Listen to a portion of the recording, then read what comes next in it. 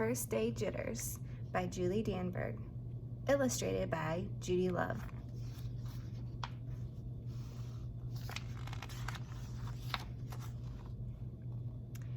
"Sarah, dear, time to get out of bed," Mr. Hartwell said, poking his head through the bedroom doorway.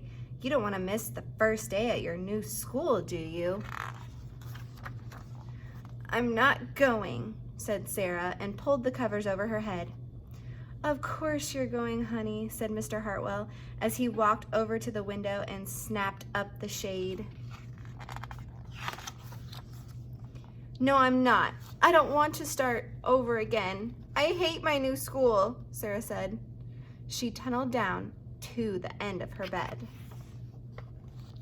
"How can you hate your new school, sweetheart?" Mr. Hartwell chuckled. "You've never even been there before. Don't worry. You liked your other school. You'll like this one. Besides, just think of all the new friends you'll meet." "That's just it. I don't know anybody, and it will be hard, and I just hate it, that's all." "What will everyone think if you aren't there? We told them you were coming."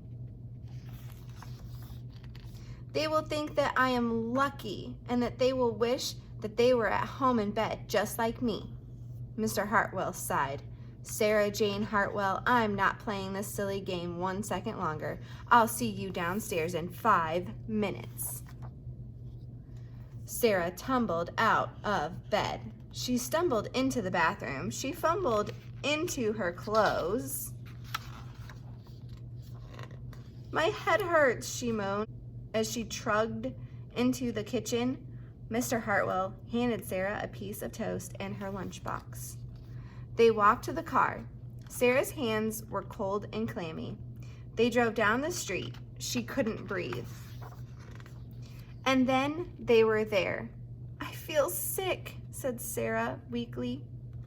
"Nonsense," said Mr. Hartwell. "You'll love your new school once you get started. Oh, look, there's your principal, Mrs. Burton." Sarah slumped down in her seat. "Oh, Sarah," Mrs. Burton gushed, peeking into the car. "There you are. Come on, I'll show you where to go." She led Sarah into the building and quickly through the crowded hallways. "Don't worry, everyone is nervous about the first day," she said over her shoulder as Sarah rushed to keep up. When they got to the classroom, most of the children were already in their seats. The class looked up as Mrs. Burton cleared her throat. Class, attention please," said Mrs. Burton.